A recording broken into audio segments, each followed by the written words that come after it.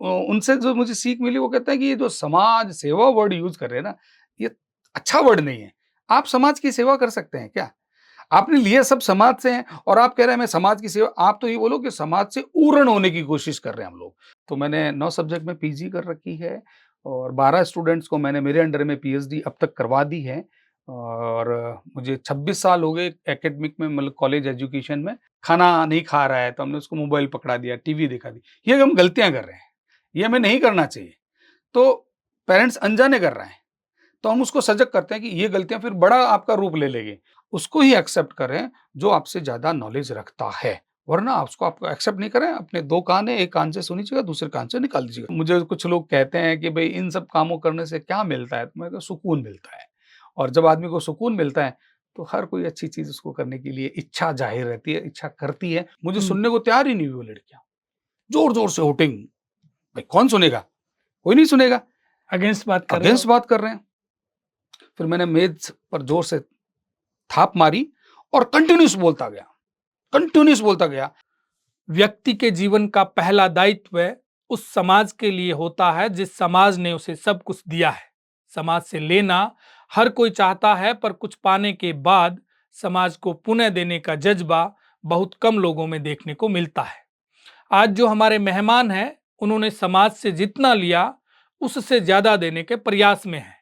इन्होंने अध्यापक के तौर पर अपने जीवन की शुरुआत की और लगातार आगे बढ़ते रहे। इन्होंने युवाओं को करियर के लिए सलाह देना शुरू किया, तो इनकी गाइडेंस में चले बच्चे आज अच्छे अच्छे पदों पर अपनी सेवाएं दे रहे हैं। सामाजिक क्षेत्र में इनके किए गए कार्यों को देखते हुए इन्हें कई नेशनल अवार्ड से सम्मानित किया गया। जी हाँ, आज हमारे साथ है नेशनल करियर काउंसलर और निर्विकल्प फाउंडेशन के संस्थापक डॉक्टर चंद्रशेखर श्रीमाली। तो आप हमारे साथ बने रहिए। नमस्कार, मैं Brijmohan Ramawat, talk with BMR में आपका स्वागत है।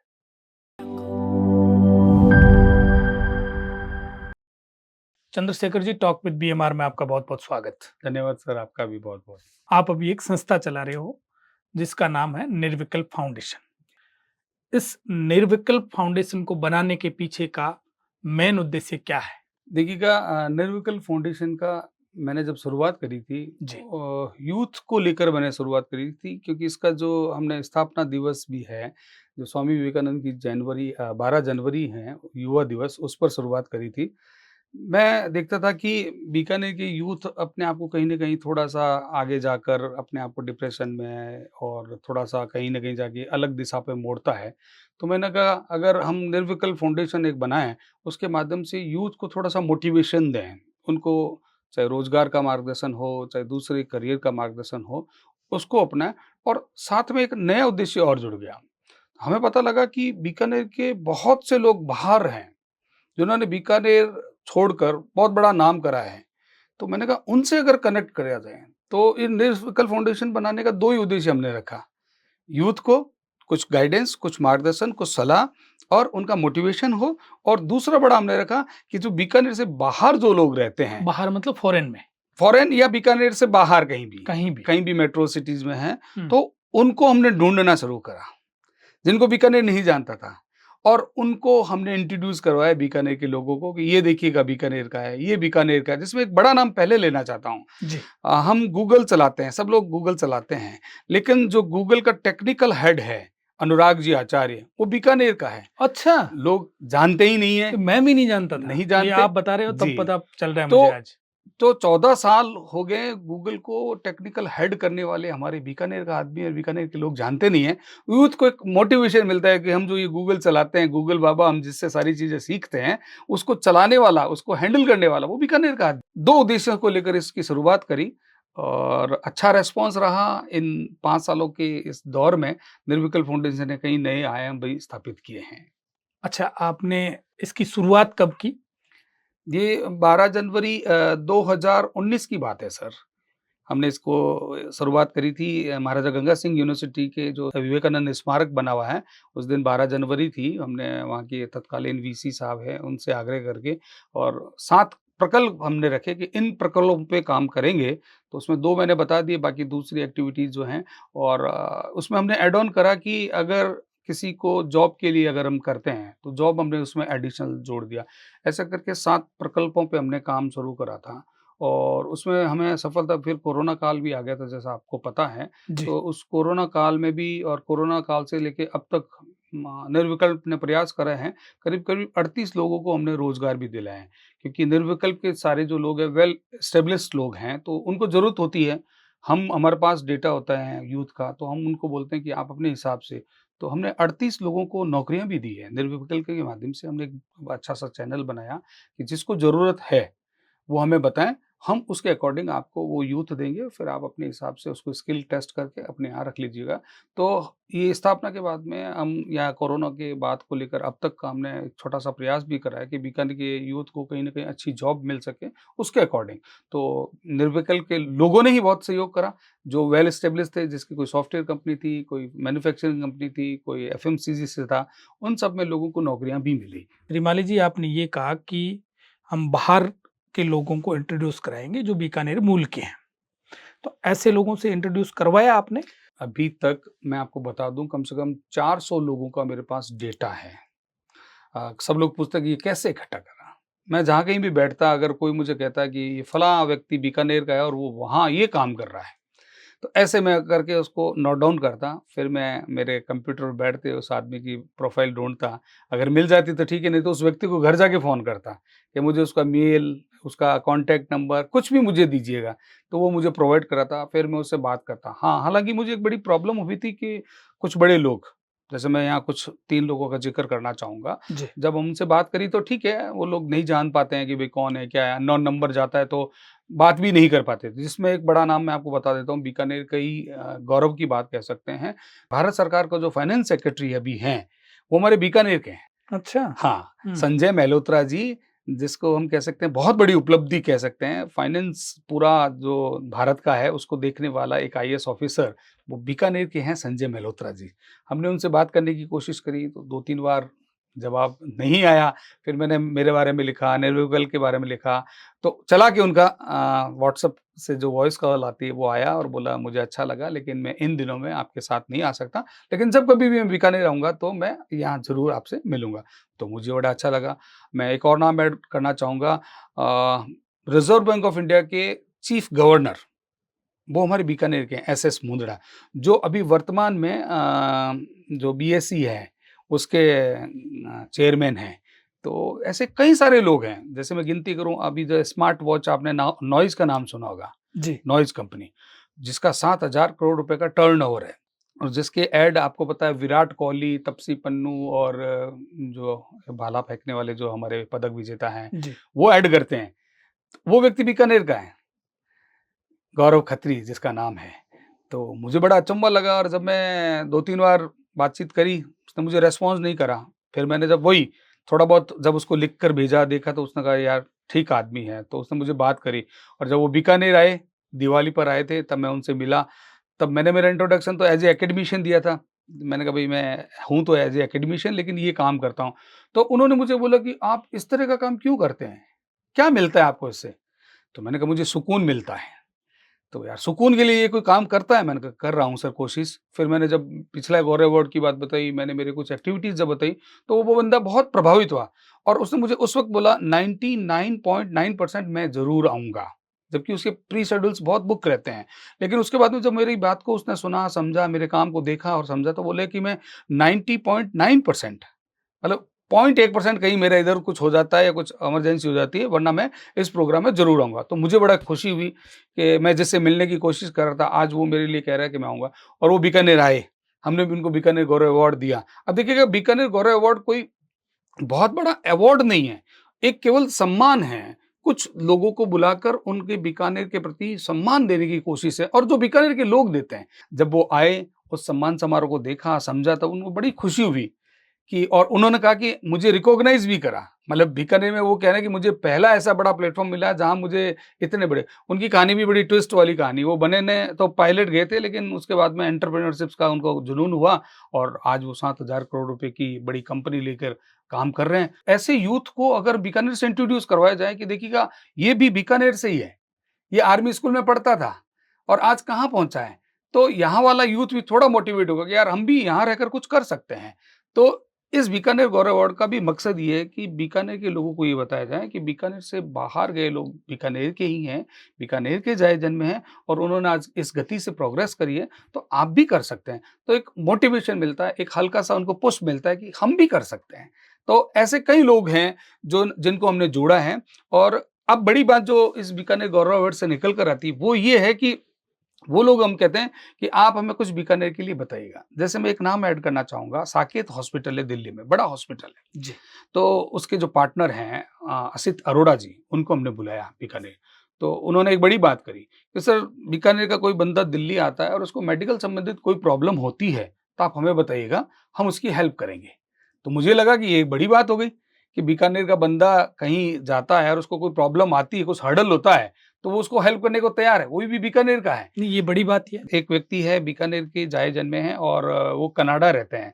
हमने जब उनसे मुलाकात करी, बात करी, तो वो बोलते हैं कि मुझे तो बीकानेर के लिए कोई काम बताओ।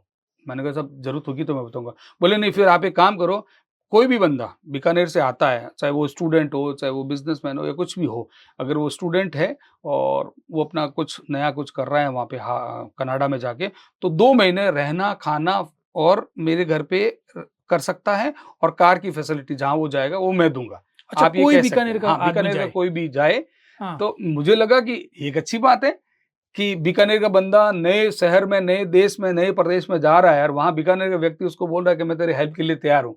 तो अब ये पॉजिटिव वेव्स आ रही है हमारे साथ में कि वो लोग ये कह रहे हैं कि आप हमें कुछ बताइएगा, हम लोग करने को तैयार हैं। भारत की एकमात्र सॉफ्टवेयर टेस्टिंग कंपनी है। उन्होंने कहा है कि अगर बीकानेर के कोई भी बंदा अगर सॉफ्टवेयर से रिलेटेड कुछ नॉलेज रखता है, तो हम 10 लोगों को नौकरी देने को तैयार हैं। नोएडा में उनका बहुत बड़ा ऑफ़िस है। भारत की एकमात्र सॉफ्टवेयर टेस्टिंग कंपनी है, तो हमें अच्छा कई लोगों ने ऐसा कहा है। कई लोग हमें ऐसे प्रपोज़ल देते हैं कि आप अगर बीकानेर के कुछ भी लोगों को हम चाहते हैं कि कुछ हमसे बन पड़ता है, तो हम लोग करेंगे। क्यों? क्योंकि अब हम पर एक भार हो गया है। उनको लगता है मैंने कहा नहीं ये सम्मान आपके लिए उन्होंने जब सम्मान लिया तब बोलते हैं अच्छा, हमारी ज़िम्मेवारी बढ़ गई है। इन सबको आपने गौरव अवार्ड से सम्मानित किया। हाँ, हमने देखिएगा 2022 में अगर बात करें तो 12 अगस्त को ये प्रोग्राम करा था हमने सॉरी 16 अगस्त थी, तो उसमें ये प्रोग्राम किया था, उसमें 18 लोगों को सम्मानित किया था। जिसमें मैं आपको बता दूँ विप्रो की वाइस प्रेज़िडेंट बीकानेर की है। विप्रो एक बहुत बड़ी कंपनी है, उसकी वाइस प्रेज़िडेंट धमीजा जी मैडम जो हैं वो बीकानेर की है, हमने उनको बुलाया। हमने नरसी कुलरिया जी को बुलाया, हमने हमने यहाँ आईपीएस है हमारे डेलू साहब, वो प्रेम सुख जी, उनको बुलाया। हमने बीकानेर वाला की ये कहानी एक अच्छी चीज़ है। जब हमने बीकानेर वालों को अप्रोच करा तो बोले यार बीकानेर में ये क्या होगा इसमें? हम ऐसा कुछ जब मैंने उनको बताया कि आपके आने से हम आपकी बात बता सकते हैं। आप उनका एक वीडियो देखेंगे तब उन्होंने बहुत मार्मिक बात करी और बीकानेर वालों के लिए बहुत अच्छी बात बोली कि बीकानेर वाले को सम्मान कर रहा है, इससे बड़ी कोई बात नहीं हो सकती है। तो हमने वो पहला प्रयास करा जिसमें 18 लोगों को हमने सम्मानित किया। दूसरा प्रयास हमने 2023 में 27 दिसंबर को करा, उसमें हमने 21 लोगों को करा जिसमें मैंने आपको कई सारे नाम गिनाए, जिसमें 1-2 लोग आ नहीं पाए, कोई अव्यवस्थाओं के कारण या कुछ उनकी घरेलू प्रॉब्लम्स के कारण वो आ नहीं पाए, लेकिन उनका मैसेज बहुत बढ़िया पावरफुल मैसेज था। तो ऐसे कई लोगों को अब हम एक डायरेक्टरी के रूप में प्रकाशित करना चाहते हैं। मेरा मानस है कि वो बीकानेर के लोगों तक पहुँचे और बीकानेर का बंदा कहीं जाता है तो उसको ढूँढ सकता है कि यहाँ मेरा कोई बीकानेर वाला भी है क्या? और वो उनको अगर निर्विकल्प के माध्यम से याद दिलाएगा कि हमने वहाँ से आपसे रिसोर्स करके आपके नंबर लिए हैं या आपसे मीटिंग की है या बात करना चाहते हैं, तो वो बहुत पॉज़िटिवली उसको देगा, ये हम आपको विश्वास दिला सकते हैं। क्या बात है! ये तो बहुत बड़ी उपलब्धि हो जाएगी। जी, जी, बिल्कुल। तो आप ये गौरव अवार्ड का कार्यक्रम है जो हर साल करते हो? हाँ 2 साल हो गए, अभी भी हमारी यही मंशा है कि हम बीकानेर के लोगों को और कुछ ये भी कहा है कि ये गौरव अवार्ड तो एक सिंबॉलिक है। जी। अगर कोई व्यक्ति बीकानेर किसी भी टाइम आए, हमने ये भी प्रावधान रखा है, तो आप हमें सूचना दीजिएगा, तो हम लोग आपसे कनेक्ट करेंगे, निर्विकल्प आपसे कनेक्ट होगा और एक कुछ चुनिंदा लोगों के साथ में एक आपकी छोटा-सा सम्मान करने की गुज़ारिश करेंगे। तो कई लोग कई बार सालों-सालों नहीं आते बीकानेर, जैसे मैं एक बहुत बड़ा नाम मैं मिस कर रहा हूँ उनका नाम। उनका जो काम है, वो ये काम है कि वो स्क्रैप को रिसाइक्लिंग करते हैं।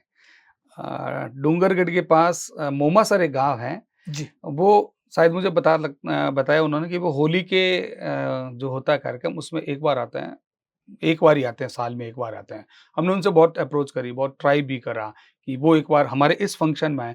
लेकिन अब हमने उनसे रिक्वेस्ट करी कि आप उस टाइम भी आएँ तो हमें सूचना ज़रूर करें, हम आपसे मिलकर एक छोटा-सा सम्मान आपको करना चाहेंगे। क्योंकि उनका इतना करोड़ रुपए का टर्नओवर है और मज़े की बात ये कि छोटे से गाँव से निकल कर वहाँ पहुँचे हैं। हमने उनसे आग्रह करा जो अभी 100 करोड़ रुपए की लागत से बीकानेर को एक मल्टी स्पेशलिस्ट हॉस्पिटल दे रहे हैं, मुंदड़ा जी।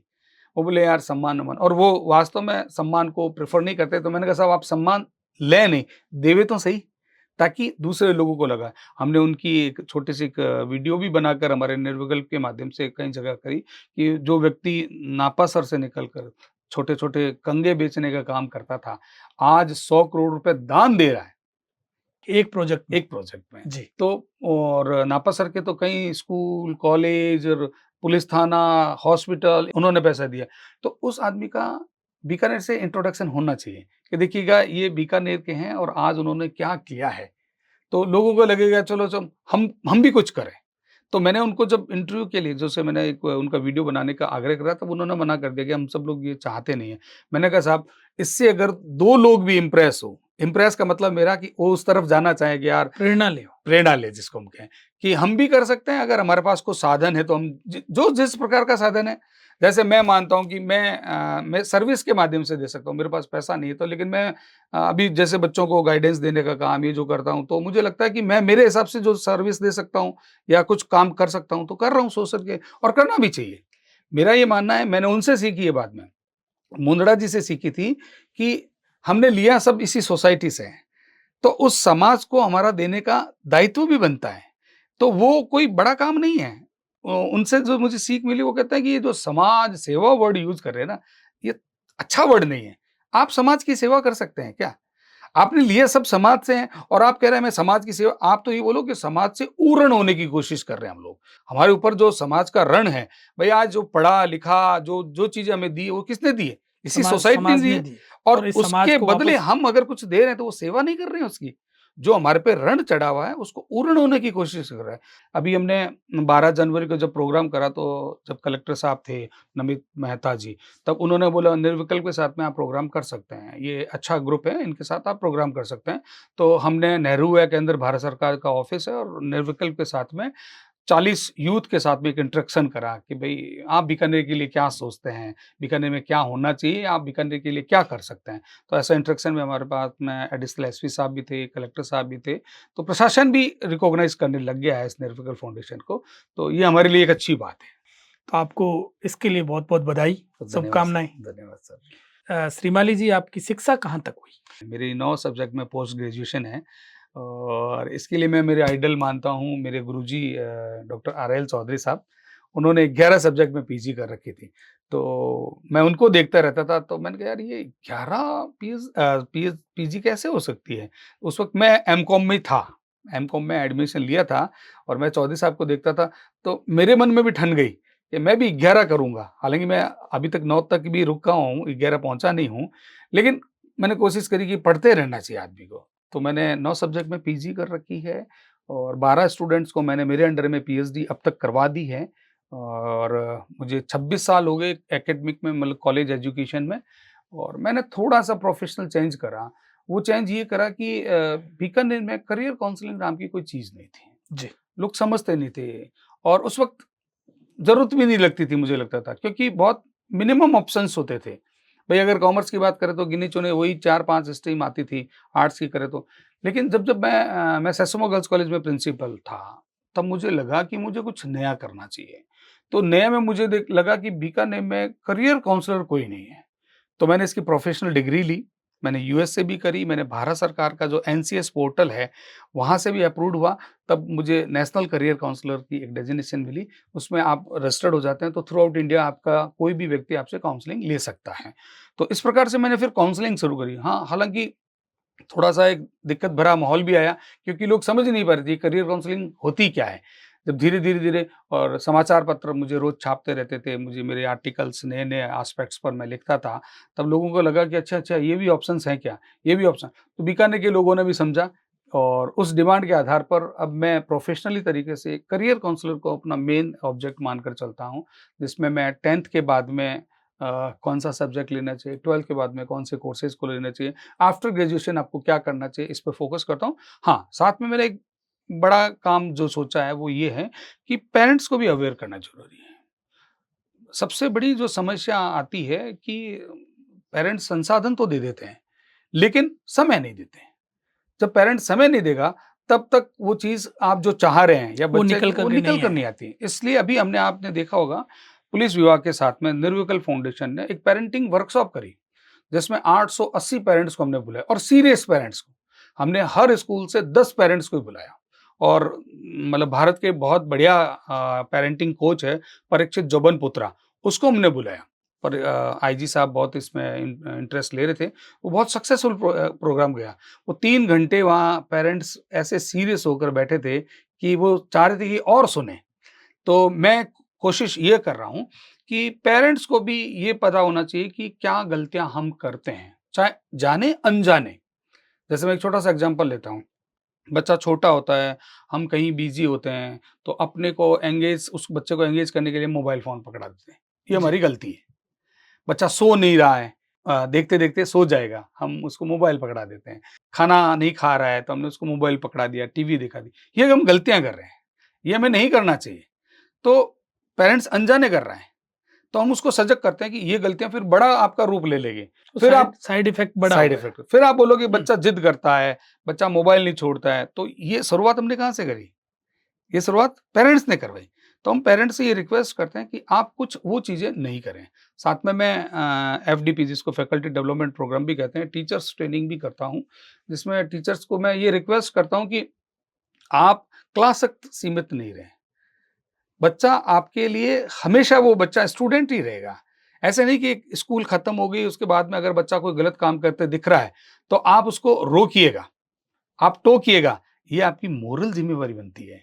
तो मेरा सफ़र अगर एजुकेशन का कहें, तो मुझे लगता है कि बीकानेर में रहकर मैंने कुछ अच्छा करा। हाँ, मैं कोशिश ये भी कर रहा हूँ कि अब जो मैं करियर काउंसलिंग पर काम कर रहा हूँ, उसमें जिस प्रकार से भी मैं सोसाइटी को कुछ दे पाता हूँ, तो मैं देने की कोशिश भी कर रहा हूँ और मेरे जो एम है हाँ, मुझे जो बात वापस जो कहनी है, जो मैंने लास्ट वहाँ कही थी, जो हमने गौरव खत्री जी को, नॉइज़ वाले को, जी। सैटिस्फैक्शन। आदमी को सैटिस्फैक्शन होना चाहिए। अब मैं भी कुछ दिन के लिए बॉम्बे गया था, तो मैं वहाँ देख रहा था वो दुनिया ही अलग है। भागम-भाग, भागम-भाग, भागम-भाग उसमें कहीं कुछ भी नहीं है। तो मुझे लगता है कि बीकानेर बहुत अलमस्त शहर है और यहाँ रहकर भी बहुत कुछ किया जा सकता है। तो मुझे कुछ लोग कहते हैं कि भई इन सब कामों करने से क्या मिलता है? तो मैं कहा सुकून मिलता है और जब आदमी को सुकून मिलता है, तो हर कोई अच्छी चीज़ उसको करने के लिए इच्छा ज़ाहिर रहती है, इच्छा करती है और मैं कर भी रहा हूँ, प्रयास करता रहता हूँ। जिसमें अभी मैं आपको ऐड ऑन कर दूँ, हम लोग एक चैरिटी शो कर रहे हैं, रोटरी क्लब आध्या के साथ मिलकर, जो हमारे साथ हैं, जो हमारे बहुत सहयोगी हैं और निर्विकल्प फाउंडेशन मिलकर हम कुमार विश्वास जी को बुला रहे हैं, जो बीकानेर। बीकानेर बुला रहे हैं। कुमार विश्वास जी अभी बहुत अच्छे ब्रांड कह सकते हैं, यूथ के लिए भी हैं, भगवान राम के लिए भी हैं, तो हम उनको 1 सितंबर को बीकानेर बुला रहे हैं और वो भी एक चैरिटी शो करेंगे हम लोग, उसमें जो पैसा इकट्ठा होगा, जो खर्चा लगने के बाद जो बचेगा, हमने कहीं न कहीं रोटरी क्लब आध्या और निर्विकल्प मिलकर कहीं एक अच्छे काम के लिए उसको लगाएँगे, चैरिटी करेंगे उस चैरिटी करेंगे जो इसमें। पैसा बचेगा। जी, बचेगा जी। ये कार्यक्रम क्या होगा? इसमें हमने उनको मेनली जो पॉइंट दिए हैं, थोड़ा-सा अपना कवि वाला रूप भी दिखाएँ, थोड़ा राम वाला भी रूप दिखाएँ और थोड़ा-सा जीवन में जो सफलता के सूत्र होते हैं, उस पर मोटिवेशन। मोटिव क्योंकि वो कनेक्ट बहुत अच्छी बात करते हैं। तो हमने ये कहा है कि वहाँ जो बैठी अलग तरह की ऑडियंस है, उनसे कनेक्ट करने की कोशिश आप करें। तो इस पर वो बात करेंगे, करीब-करीब पौने 2 घंटे वो बात करेंगे बीकानेर की। बात चल रही थी आपके एजुकेशन की, तो आपने कहा मैंने 9 सब्जेक्ट में हुँ, पीजी की है और पीएचडी की है और करीब 12 स्टूडेंट को आपने पीएचडी करवा दिया आपके जी। अंडर में। तो आपकी पढ़ाई अभी भी चल रही है? मेरा अभी 2 जो मेरा बाकी है क्योंकि मैं 11 जो मेरा लक्ष्य है, वो करने का है। तो एक तो मेरे को मास कम्युनिकेशन में मुझे वो करनी है पीजी ताकि मैं थोड़ा-सा इसमें भी इंटरेस्ट रखता हूँ। क्योंकि मैं जब शुरुआती दौर में जब मैं ग्रेजुएशन कर रहा था, तो मैं नवज्योति और पंजाब केसरी के लिए लिखता था। तो ये लिखने की आदत मेरे को वहाँ से पड़ी थी। तो अभी भी मेरे दिमाग में कि मैं 2 डिग्री जो मेरी रह रही है, 11 जो मैं पूरी करना चाहता हूँ, तो वो 2 मैं कुछ पीजी और कर लूँ तो कहने को मेरे लिए, और या मेरा सपना था जब मैं गुरुजी को देखा करता था, तो वहाँ तक पहुँचने की कोशिश है। इसलिए कहीं न कहीं मैं थोड़ा-सा जुनून रखता हूँ कि अभी भी मैं कुछ करूँ। पीएचडी आपने किसमें की? मेरा सब्जेक्ट था कॉमर्स एंड मैनेजमेंट, मेरा बेसिक सब्जेक्ट है, और मेरा टॉपिक था cost volume profit analysis in ceramics industry. मैंने बीकानेर की सिरेमिक्स इंडस्ट्री को चुना। मैं यहाँ ये ज़िक्र इसलिए करना चाहता हूँ कि सिरेमिक्स इंडस्ट्री का रॉ मटेरियल पूरे इंडिया का 40% यहाँ मिलता है। बीकानेर। जिसको अपन चाइना क्ले कहते हैं, जिसको अपनी देसी भाषा में चिकनी मिट्टी कहते हैं, जो व्हाइट वाली आती है, वो सिरेमिक्स का रॉ मटेरियल है, और वो 40% पूरे भारत को यहाँ बीकानेर से दिया जाता है। लेकिन हम अकेला बीकानेर देता है। अकेला बीकानेर देता है साहब। लेकिन कुछ चीज़ें हैं, मैंने थोड़ा प्रयास भी करा था, सरकारों ने भी प्रयास किए थे कि इस चिकनी मिट्टी को, जिसको चाइना क्ले कहते हैं, उसकी टेस्टिंग लैब यहाँ नहीं है। तो अगर टेस्टिंग लैब यहाँ बन जाती है, तो जो वहाँ भेजकर वापस लाने में जो समय लगता है, वो बच जाएगा। तो एक बार चालू भी हुई थी बीकानेर इंजीनियरिंग कॉलेज में, लेकिन पता नहीं क्या कारण रहे, क्या कैसे रहे, वो पूरे प्रॉपर वे में नहीं आ पाई। तो उसका मेरा इम्पैक्ट रहा कि मैंने जो मेरी जो पीएचडी की थीसिस है, उसका रिसर्च का मैंने जो जीस्ट निकाला, उसको एक ही इंडस्ट्री ने अपनाया। जबकि कभी रिसर्च से बन जाती है, किताबों में लग जाती है, लेकिन रंगोली सिरेमिक्स का मैं ये नाम लेना चाहूँगा। मैंने उनको कहा कि आपकी कॉस्ट में सबसे ज़्यादा जो बढ़त आती है, वो फ्यूल की आती है। अगर आप अपने फ्यूल की कॉस्ट को कम कर लेंगे, तो आपका रेवेन्यू बढ़ जाएगा, मतलब प्रॉफिट बढ़ जाएगा। तो मेरा मतलब था cost volume profit analysis in ceramics industry. तो सिरेमिक्स वालों को मैंने लिखे, सबको सजेशन थे, लेकिन प्रैक्टिकल सब्जेक्ट जो मेरा माना या समझा था, वो रंगोली सिरेमिक्स था। पहले वो कोयलों से भट्टी बनाकर उसको जलाते थे, वो करते थे। फिर उन्होंने गैस वाली जो चीज़ है उसको करा, तो उनकी कॉस्ट में कम आया। उनकी जो फ्यूल कॉस्ट को उन्होंने जब रिड्यूस करा, तो उनकी लागत कम आई और प्रॉफिट बढ़ा। तो प्रैक्टिकल भी अपनाया, तो मुझे अच्छा लगा। तो मेरा टॉपिक रहा था cost volume profit in ceramics industry, और मेरा कॉमर्स मैनेजमेंट में पीएचडी है। अच्छा, आपने कभी सोचा नहीं कि मैं गवर्नमेंट जॉब में जाऊँ? मतलब ये कहते हैं ना, तकदीर कुछ चीज़ें लिखती है। ऐसा भी मेरे साथ हुआ। मेरा वो वाक़या आपके साथ शेयर करता हूँ कि आरपीएससी की एक वैकेंसी निकली थी, जिसमें मैं वेल क्वालिफ़ाई था। उसमें बैकलॉग से भरी गई थी, क्योंकि 3-4 बार विज्ञप्तियाँ देने के बावजूद भी उसमें कैंडिडेट नहीं आए थे, तो वो सामान्य से भरने की बात हुई थी। तो मैं उस फ़ॉर्म को भरने जा रहा था, तो हमारे किसी साथी लोगों ने कह दिया है कि सिरमली क्या कर रहा है, इसमें तो तेरा होना नहीं है, क्योंकि वो रिज़र्व्ड सीट्स थी। तो मुझे भी लगा, उस वक़्त ₹900 फ़ॉर्म की फ़ीस थी, उसको भरने के लिए। अब ये कहें लक कहें, अनलक कहें, कुछ भी कहें, मैंने वो फ़ॉर्म नहीं भरा, उस आरपीएससी का फ़ॉर्म नहीं भरा। अब देखिएगा, मज़े की बात देखिएगा, उस आरपीएससी के इंटरव्यू में, वो डायरेक्ट इंटरव्यू थे, कोई परीक्षा नहीं देनी थी आपको, सीधा इंटरव्यू फाइट करना था। और उसमें मेरे गुरुजी, जिसका नाम मैंने आपको ज़िक्र करा, हमारे गुरुजी आरएल चौधरी साहब उस इंटरव्यू में बैठे थे। और मेरे से कम क्वालीफाई वाले, मेरे से कम जो लोग थे, वो उसमें एंटर कर रहे हैं, वो सेलेक्ट हो और गए। वो सेलेक्ट हो गए डायरेक्ट। मेरे गुरुजी वहाँ से मुझे लिटरली, कहते हैं ना, गालियाँ निकालते हुए आए थे कि तूने फॉर्म क्यों नहीं भरा सिरवाली? वो डॉक्टर साहब कहते थे, मैं कहा साहब कुछ भी कह लीजिएगा, कुछ भी नहीं हुआ था। तो अब वो कहते हैं ना, आत्मा को संतुष्टि देने के लिए, मैंने कहा कि अब चांस तो चूक गए। हालाँकि उस वक़्त मैं अगर होता, तो मैं सरकारी नौकरी में आज इधर-उधर करके कहीं प्रोफ़ेसर हो जाता, क्योंकि उस तरह की बात होती थी। लेकिन मैंने अपने आप को समझाया, मैंने कहा ठीक है, अब हो गया ना, हमें पॉज़िटिव रहना है। तो मैंने एक नया जुमला, मेरे सब लोगों को जब मिलते थे, बोले तूने वो फ़ॉर्म क्यों नहीं भरा? तो मैंने कहा नहीं, मुझे लेक्चरर नहीं बनना था, मुझे प्रिंसिपल बनना था, इसलिए मैंने नहीं भरा। तो अपने आप को भी समझा लिया और दूसरे लोगों को भी समझा दिया मैंने कहा। के बाद में फिर मैंने कभी इच्छा ज़ाहिर नहीं करी कि मैं गवर्नमेंट की तरफ जाऊँ या जाना चाहिए। फिर हुआ नहीं, तो मैं अपने ही काम में मस्त रहा, और अभी भी एन्जॉय कर रहा हूँ अपने काम में। अच्छा, आप ये कोई सेमिनार्स करते हो बच्चों को लेकर के, हाँ, करियर काउंसलिंग को लेकर के? मेरी लगभग बीकानेर में हर स्कूल कॉलेज में सेमिनार्स होती हैं, और मुझे अच्छा भी लगता है कि मैं उन बच्चों के माध्यम से जुड़कर मैं कुछ न कुछ करता हूँ। हालाँकि अब तो एक अच्छी चीज़ है कि थ्रूआउट इंडिया भी मुझे कहीं न कहीं बुलाया जाता है, तो मैं वहाँ अपनी बात को रखता हूँ, और मैंने कई सारी इंटरनेशनल सेमिनार और नेशनल सेमिनार्स जॉइन करी है, एज़ ए चेयर करी है मैंने। और थोड़ा-सा और मूव करके बताऊँ कि मैंने खुद ने 4 नेशनल सेमिनार कराई है और 1 इंटरनेशनल सेमिनार मैंने खुद ने करवाई है। तो मैं खुद भी करवाता हूँ और मैं खुद भी आगे कहीं न कहीं जहाँ पार्टिसिपेशन होता है वहाँ करता हूँ, ताकि मैं मेरी बात को वहाँ तक पहुँचा सकूँ। अच्छा, जो आपने सेमिनार्स करी है या आपने करवाई है, उनमें से कोई पेरेंट्स या बच्चे आपके पास बाद में आए कि नहीं?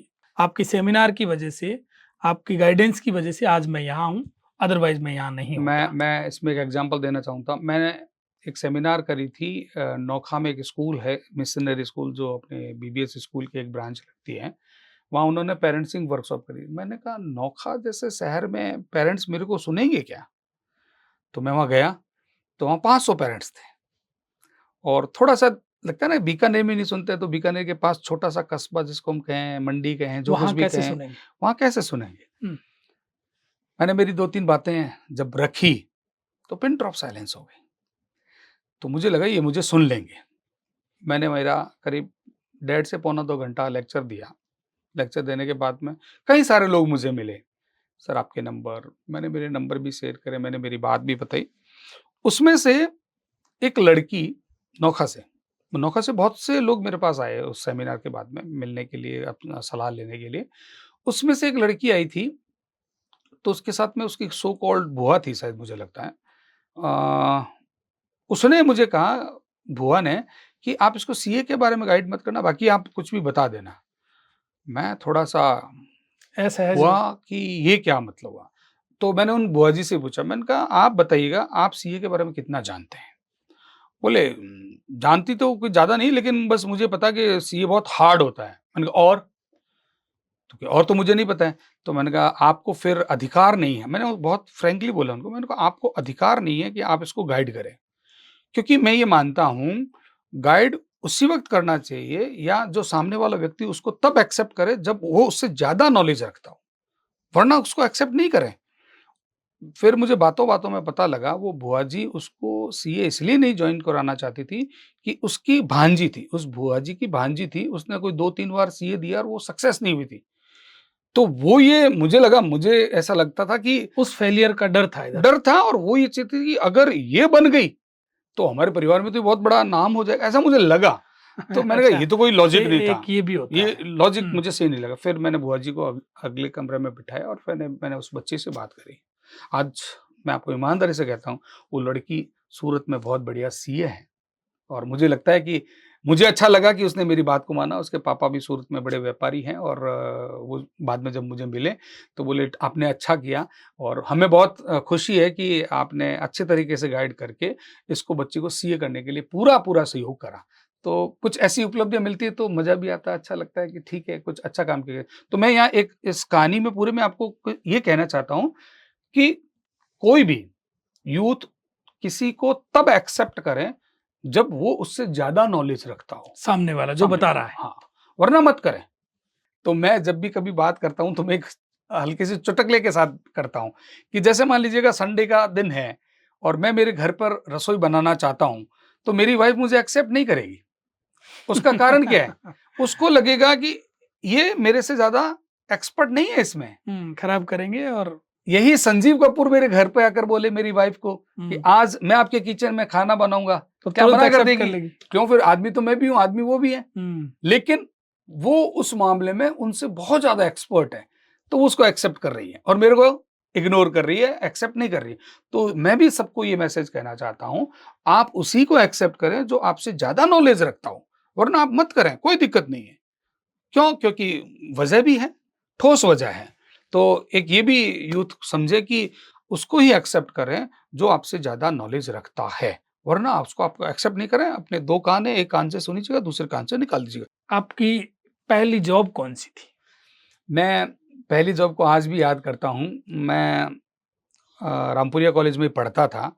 पढ़ते-पढ़ते मेरे यहाँ प्रिंसिपल थे आदरणीय रंगा साहब, अ, आर के रंगा साहब। तो कंप्यूटर लगा था। नया-नया कंप्यूटर जिसको बोलते हैं कंपल्सरी लगा था और उस वक़्त मैं एमसीए कर रहा था इग्नू से। तो मैं पीएचडी भी मेरी यहीं से भी थी। तो कंप्यूटर लगा, बोले तू क्लास ले लेगा? मैंने कहा हाँ साहब क्लास तो मैं ले लूँगा। तो उन्होंने मुझे क्लास में भेज दिया। मैं वहीं का स्टूडेंट और वहीं मैं पढ़ाने। तो पहली क्लास में तो मुझे लोगों ने इग्नोर मारना शुरू करा। बोले, बैठ जा, क्यों आया है?" मैं जब जनरली वहीं मैं घूमता फिरता था, तो लोगों को लगता था कि ये भी तो स्टूडेंट है, ये हमारे को क्या पढ़ाएगा? तो वो किस्सा भी मुझे आज भी याद है कि पहली जॉब मेरी कंप्यूटर इंस्ट्रक्टर की लगी थी और मैं वहाँ और पढ़ाने उसमें गया। इग्नोर हो गए। तो हाँ, फिर मैंने उनको बोला, मैंने कहा, "आप मेरी एक क्लास जॉइन कर लें, आपको अगर पसंद नहीं आएगी, हम उसको ड्रॉप कर देंगे।" तो आप माने नहीं माने, मैं विश्वास के साथ मैं कहता हूँ कि पिन ड्रॉप साइलेंस वो क्लास रही मेरी 1 घंटे की, पहली क्लास। पहली क्लास। और उसके बाद में तो ये हुआ था, मुझे एक्चुअल में सब्स्टिट्यूट पर लगाया गया था। अच्छा, फिर उस दिन कोई आया नहीं था। फिर उन्होंने बोला कि अगर पढ़ेंगे तो शिरमाली सर से पढ़ेंगे वरना नहीं पढ़ेंगे। नहीं, सब्स्टिट्यूट का मतलब ये होगा कि कोई नहीं आएगा, उस जगह आप पढ़ाओगे। ये था मेरा। अच्छा। लेकिन फिर जब मेरी पहली क्लास जब हो अल्लाह के साथ में शुरुआत हुई, उसके बाद में जब खत्म हुई, तब एक नई डिमांड पैदा होकर आई कि पढ़ेंगे तो हम केवल शिरमाली सर से पढ़ेंगे वरना नहीं पढ़ेंगे। तो मैंने एक्चुअल में कंप्यूटर की जो बेसिक थी उसमें बहुत कमांड कर रखी थी। मैंने मेरे खुद के नोट्स बना रखे थे। उसको मैं प्रेजेंटेशन, कोई किताब लेके नहीं जाता था, कोई कुछ भी नहीं लेके जाता था। कंप्यूटर की चीज़ को मैं इस तरह से पढ़ाता था, तो लोगों में बहुत अट्रैक्शन रहता था और इंटरेक्शन रहता था। और मैं एक और इसी में मैसेज कर दूँ, टीचर का आई कॉन्टैक्ट सबके साथ होना चाहिए स्टूडेंट्स का। जब क्लास में हो, आई कॉन्टैक्ट होना चाहिए। जब आई कॉन्टैक्ट होगा तो वो अलर्ट रहेगा, और जब अलर्ट रहेगा ना, तो वो इधर-उधर कुछ भी बातें नहीं करेगा और अपनी तरफ ध्यान रखेगा। तो वो मेरा एक था, तो उसमें लोगों ने मुझे अच्छा, स्टूडेंट्स ने रिस्पॉन्स दिया और फिर वो लगातार चलता रहा और बहुत कुछ करा। हाँ, एक चीज़ मैं भूल रहा हूँ, वो भी मैं इसलिए करना चाहता हूँ, जो समाज सेवा की बात करते हैं। जी। मुझे भारत सरकार ने इंदिरा गांधी एनएसएस अवार्ड दिया था। वो कैसे दिया, उसकी ज़िक्र इसलिए करना चाहता हूँ कि कुछ बच्चे समझ सकें कि जो ये एनएसएस नाम है, जो चलती है भारत सरकार की योजना, वो वैसे नहीं है, बहुत रिकॉग्नाइज़ है सर। गुजरात में एक चक्रवाती तूफ़ान आया था, उसमें बहुत कुछ उजड़ गया था। तो मैंने मेरे फ्रेंड्स के साथ में ऐसे ही, मेरे पास उस वक़्त जेब में ₹5 थे। वो ₹5 समोसा खाने के लिए थे वो बेसिकली, लेकिन वो हम 3 लोग मिले और हमने वो ₹15 कर लिए। मैंने कहा अपन भी कुछ करते हैं। वो अखबार में देखा था, आज ने उसने ये किया, उसने किया। तो फिर मैंने मेरे टीचर से माँगने शुरू करी। टीचर ने भी, किसी ने 50, किसी ने 100 दिए। मैंने कहा, यार ये तो पैसे इकट्ठे हो रहे हैं, अपन कुछ करेंगे। फिर मैं मुझे पता है आज भी, वो डालडा घी का जो डब्बा था ना, उसको हमने उस पर लिखा दान पेटी करके, और हम रोड पे चले गए, आस-पास दुकानें थी वहाँ। आप मानिएगा नहीं, हमने करीब-करीब 7 से 8 दिन में 1,50,000 रुपए इकट्ठे कर लिए। और उस वक़्त टीकू साहब हमारे प्रिंसिपल हुआ करते थे। तो मैंने कहा, साहब हमने ये पैसे इकट्ठे करे हैं।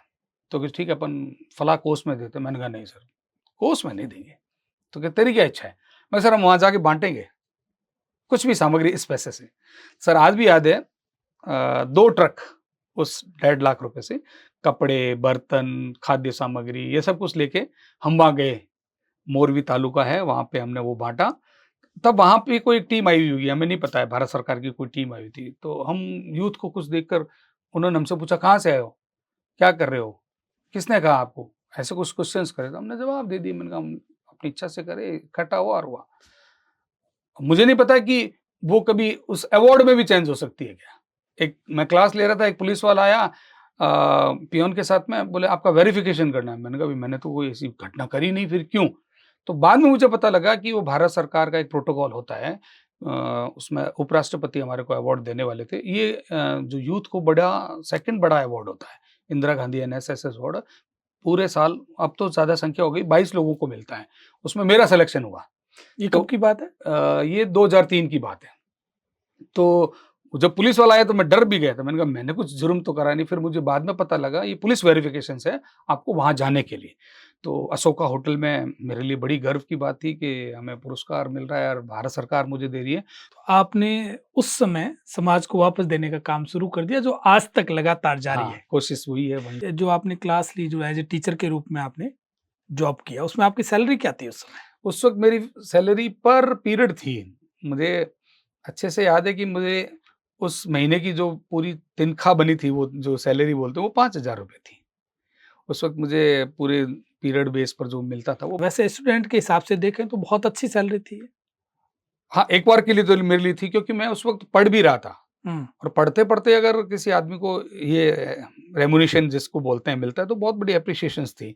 और मुझे जो कॉन्फिडेंस मिला ना, मैं जो पहली क्लास में गया था ना, वो कॉन्फिडेंस मुझे एनएसएस ने दिया था।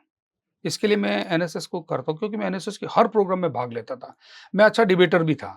वाद-विवाद प्रतियोगिता बीकानेर में कहीं भी हो, तो हम 3 ऐसे लोग थे जो हर जगह मिलते थे। पार्टिसिपेट करते थे। हम करते थे। एक तलत वारिद जो आज सुप्रीम कोर्ट में अच्छा वकील हैं, वो डूंगर कॉलेज से था।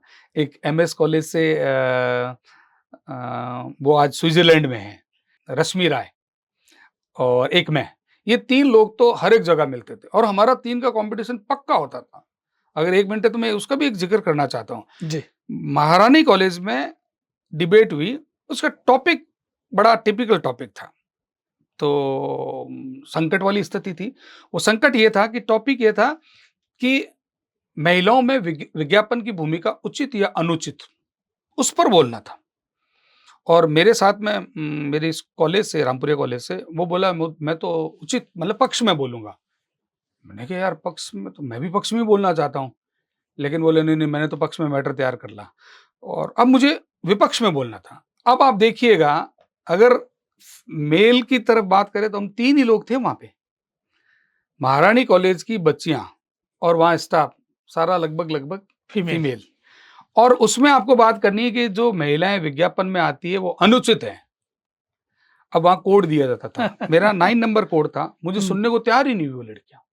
ज़ोर-ज़ोर से होटिंग, भाई कौन सुनेगा? कोई नहीं सुनेगा। अगेंस्ट बात कर रहे अगेंस्ट हो। बात कर रहे हैं।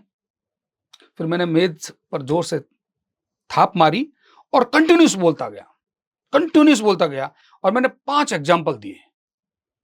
मैंने कहा आप बताइएगा क्या ये सही है? जिसमें पहला एग्ज़ाम्पल दिया रेज़र का जो ऐड आता है, उसमें महिला की भूमिका कहाँ उचित है? मैंने ऐसे 5 फैक्ट्स रखे और वापस थाप मार के बोला मैं अब आप बताइएगा उचित है या अनुचित है, ये आप डिसीज़न करेंगे। तब वो मेरे को सुनने को तैयार है। हमें 5 मिनट मिलता था। मैंने 5 मिनट धड़ल्ले से बोला और वही बात उन्होंने उस चीज़ को एक्सेप्ट करा और मेरे मन में था कि मैं फर्स्ट आऊँगा। क्योंकि जितनी तालियाँ मुझे वहाँ मिली, कहीं नहीं मिली होगी। वो मेरा आज भी रोमांच करता है। लेकिन कुछ भी हो गया, पार्शियलिटी बोल दो, कुछ भी हो गो, सब कुछ हुआ और मुझे थर्ड बनाया गया। मैं सीधा जाके जो निर्णायक थे उनको जाके रिक्वेस्टफुली बोला, मैंने कहा मुझे मेरी कमी बताइएगा। तो वो मुझे ऊपर से नीचे देखे और बोले, "नहीं, नहीं कुछ कमियाँ" मैंने कहा बताइएगा, मैं उसको इम्प्रूव करना चाहूँगा। लेकिन उसके पास कोई जवाब नहीं था। लेकिन मैंने कहा मैं फर्स्ट था, मैंने सोचा था फर्स्ट था तो फर्स्ट था। मिला मुझे तीसरा अवार्ड तो मैं ये इसलिए कहना चाहता हूँ कि आप अपने मन में कॉन्फिडेंस भी रखें। आप अपना कॉन्फिडेंस अगर बरकरार रखेंगे, तो आप अपना कुछ भी जो है वो दे सकते हैं। अगर मैं वहाँ नर्वस हो जाता कि इन सब लोगों के सामने ये तो मुझे सुनना ही नहीं चाहती, तो मैं बोल ही नहीं पाता। लेकिन मैं बोला, पूरे टाइम बोला, एक्सेप्ट हुआ मैं और ये तो बात अलग है कि मुझे कौन-सा नंबर मिला, कौन-सा नंबर नहीं मिला। लेकिन मुझे ये जो चीज़ें हैं, ये मंच मेरे को इस एनएसएस ने दिया। मैं उसके मार्फत बहुत अच्छा बोल पाया। यहाँ एक और ऐड कर लेता हूँ बात को। नेहरू युवा केंद्र भी है भारत सरकार का। भारत सरकार की 2 स्कीम चलती हैं। जो स्कूल कॉलेज पढ़ता है उसके लिए तो एनएसएस है और जो ग्रामीण परिवेश में जो बच्चे पढ़ते हैं उनको डेवलपमेंट करने के लिए नेहरू युवा केंद्र, ये सरकार की 2 योजना चलती हैं। तो मेरा सेम पार्टिसिपेशन नेहरू युवा केंद्र की तरफ से था। तो नेहरू युवा केंद्र की तरफ से एक इंटरनेशनल यूथ फेस्टिवल हुआ था लखनऊ में और मुझे लकीली वहाँ जाने का मौका मिला। वो जो जिसका मैं नाम ज़िक्र कर रहा हूँ रश्मि राय के साथ में। रश्मि जो हमारे ट्रेडिशनल डांस है, जिसको हम क्या बोलते हैं कालबेलिया डांस और चरी वाला डांस और आग पे डांस और ये वाला डांस, वो था। तो हमने एक प्रेज़ेंटेशन दिया था, यहाँ पे एक आईएएस ऑफ़िसर आए थे, उनको हमने बीकानेर विज़िट भी मैं उस वक़्त साइकिल पे चला करता था। मेरे पास उस वक़्त साइकिल थी, वो भी हीरो रेंजर साइकिल। तो साधन का भी कोई बड़ी बात नहीं होता है, तो मैं वो साइकिलों से घूम-घूम कर नेहरू युवा केंद्र के कार्यक्रम में जाता था और फिर ये सब कुछ करता था। तो उस वक़्त एक आईएएस ऑफ़िसर आए थे, एम्बेसडर कार थी बस अब पहली बार मैं एम्बेसडर कार में बैठा था, तो उसने बोला मुझे बीकानेर की कुछ ट्रेडिशनल चीज़ें दिखानी है, तो मैं उनको रामपुरी हवेली लेके आया था। तब वो बहुत इम्प्रेस हुए, तो आपके बीकानेर की क्या ख़ास चीज़ है? तो मैंने रश्मि राय से मिला और रश्मि राय का उसका काम को बताया। उन्होंने मुझे स्पेशली हालाँकि राजस्थान से टीम जाती है उस इंटरनेशनल फेयर के लिए, हम हमारे को स्पेशली उन्होंने बुलाया और हम वहाँ गए लखनऊ में, तो वो था पार्ट राजस्थान का, तो उसको एंकरिंग करने वाला भी व्यक्ति कोई राजस्थान की टीम का ही व्यक्ति था, जो उसको एंकरिंग करने वाला था, उस 4 मिनट के प्रोग्राम की, जो रश्मि राय ने। बाई लक उसकी कोई तबीयत खराब हो गई थी, तो वो उसको एंकरिंग नहीं कर पा रहा था, तो हमारे जो राजस्थान की टीम को बड़ा हल्ला सा हो गया, क्योंकि उस वक़्त उपराष्ट्रपति और ये सब लोग बैठे थे। बड़ा कार्यक्रम था और प्रेज़ेंटेशन होना था, तो बोले अब कौन करेगा? तब वहाँ श्याम सिंह जी राजपुरोहित नाम याद है, जो रीजनल कोऑर्डिनेटर हुआ करते थे, कि शिरमाली को बुला लो, शिरमाली कर देगा। उस समय उन्होंने हाथों-हाथ कहा। हाथों-हाथ कहा और मेरे सामने 50,000 लोग। हुँ, एक बार थोड़ा-सा डगमगाया, मैंने कहा शिरमाली क्या होगा? तो फिर मैंने कुछ नहीं होगा, अच्छा होगा। और मैं बोला, और जब पार्ट तो बहुत छोटा होता है एंकरिंग का, लेकिन मैंने बात बहुत अच्छे से शुरुआत करी और शुरुआत करके मैंने उसमें इतना इंटरेस्ट डाल दिया सामने वाले ऑडियंस को कि मैं आपको बता रहा हूँ कि यहाँ काँच पर नाचा जाएगा, आग पर नाची जाएगी, कील पर नाचा जाएगा। तो सबने अट्रैक्शन करके उसको देखा। देखा तब बड़ा जब उसका प्रेज़ेंटेशन हुआ तो बहुत ज़्यादा तालियाँ बटोरी, तो उसमें थोड़ा-सा मेरा रोल भी था। लेकिन मैं वहाँ कॉन्फिडेंट रहा कि उन 50,000 के सामने मुझे इंस्टेंट अगर मौका दिया तो मैं बोल पाऊँगा।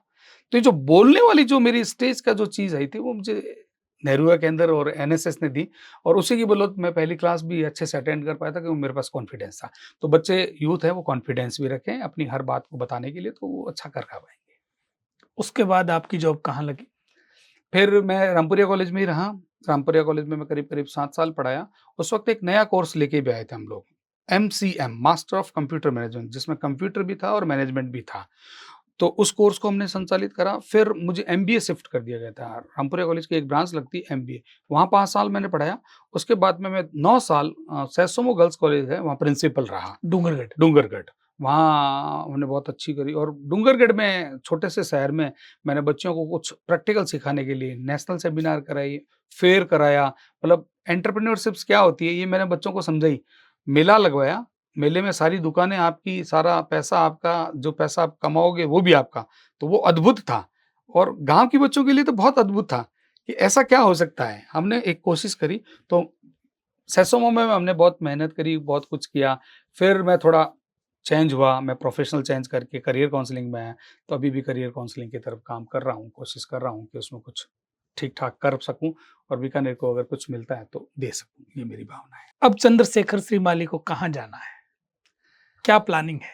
जो बची लाइफ है उसका एम क्या है? अभी अभी तक तो देखिएगा, मेरी मंशा तो ये है कि मैं बीकानेर में रहकर ही बीकानेर में कोई अच्छा कर पाऊँ, और उस अच्छे करने के लिए मैं सतत प्रयास भी कर रहा हूँ। और अगर उसमें रहता हूँ, और वो बोलते हैं ना, पारिकोर्जन धनोपार्जन के लिए अगर कहीं बाहर जाना पड़ेगा, तो मेरी इच्छा तो नहीं रहेगी, क्योंकि मैं कई बार बाहर गया भी हूँ, अच्छे काम के लिए। मैं 2 दिन का वाइस चांसलर भी रहा हुआ हूँ। मेरी क्वालिफ़िकेशन वो फुलफ़िल करती है। मैं गया भी, 2 दिन मैंने जॉइन भी करी, हापुड़ एक जगह है वहाँ पे, लेकिन हापुड़ यूपी। यूपी में वेंकटेश्वरा यूनिवर्सिटी है। लेकिन मुझे बीकानेर ने वापस खींच लिया। 2 ही दिन रहे वहाँ? 2 ही दिन रहे। हालाँकि उसमें इमोशनल टच मेरी मदर का था। मेरी माँ बोले, "नहीं, नहीं, यहाँ पर तो बीकानेर ही ठीक है, तू तो बीकानेर आ जा।" तो फिर मैं बीकानेर आया और कई बार बाहर जाने की कोशिश आपको करी, लगता है आपने वो मिस कर दिया? कर दिया, लेकिन मुझे यहाँ एक फिर बात आती है कि मेरी माँ जिसने मुझे आज यहाँ बनाया है, इस पोज़ीशन तक लाई, अब उस उम्र में मुझे उसकी ज़रूरत, मतलब उनको मेरी ज़रूरत है, तो मुझे उनके साथ रहना चाहिए। तो वो मेरा दायित्व बनता है। वो मैं फिर कभी और भी ले लूँगा ऊँचाइयाँ, जब मुझे भगवान मौका देगा तब मैं ले जी। लूँगा। तो अभी मुझे उनके साथ रहने की बहुत आवश्यकता है।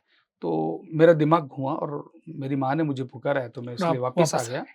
और अभी साल भर होने वाला है मेरी माताजी को। तो अभी इच्छा तो नहीं है, लेकिन हाँ, कुछ बड़ा हो सकता है तो जाने की सोचेंगे, लेकिन अभी यही है कि मैं बीकानेर में रहकर ही अगर कुछ करूँ, क्योंकि मैंने बीकानेर से बहुत कुछ लिया है, तो मैं बीकानेर को देता तो रहूँ अगर मैं दे सकता हूँ।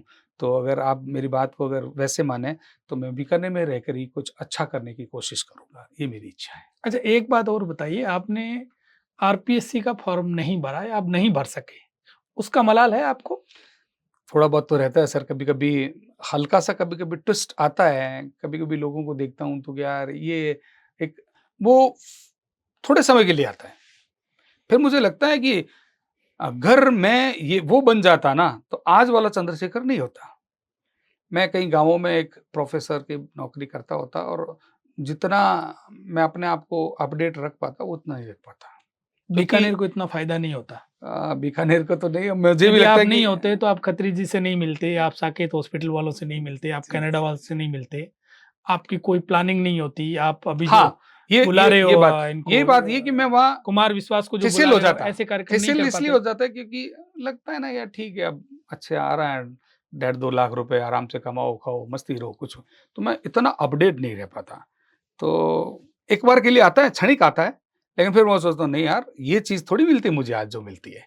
तो अब मज़े से फिर वही वापस रफ्तार पकड़ लेता हूँ और उस रफ्तार को कायम रखने की कोशिश करता हूँ।